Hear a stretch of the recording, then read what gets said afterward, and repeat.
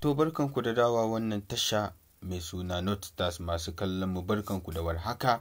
Wato kamar yadda kuke gani dai wannan Nafisa Abdullahi ne wanda aka fi saninta da Sai Wata Rana, kuma Sumayya a cikin shirin nan na labari na. Wannan tauraruwa dai ta zo da wani sabon batu, ko kuma in ce wani sabon abu dai da ba a taɓa yin shi ba.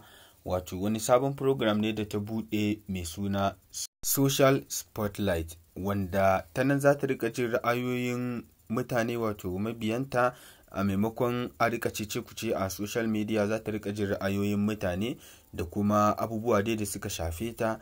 A maimakon a rika bi comment section ana zage-zage da sauransu, ko kuma ta wasu kafafen sada zumunta, ko kuma da irin maganganu haka, to sai ta buɗe wannan program ɗin saboda ta rika jin mutane. Kuma ta ce za ta rika samun space ta rika ba da ansa, kuma tana godiya ga shawarwarin da za a rika bata.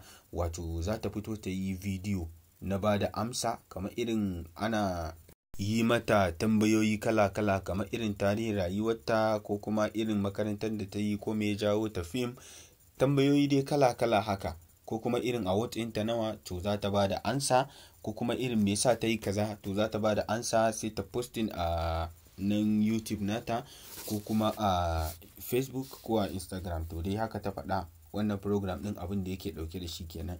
To kamar yadda kuka sani, yadda muka saba, za mu ɗauko mu kuma abubuwan da suke faruwa ne, sai mu rika sanar da ku. Idan ma akwai abubuwa dai ko ma menene dai kun san mu sai mun faɗa, sai mun tattauna.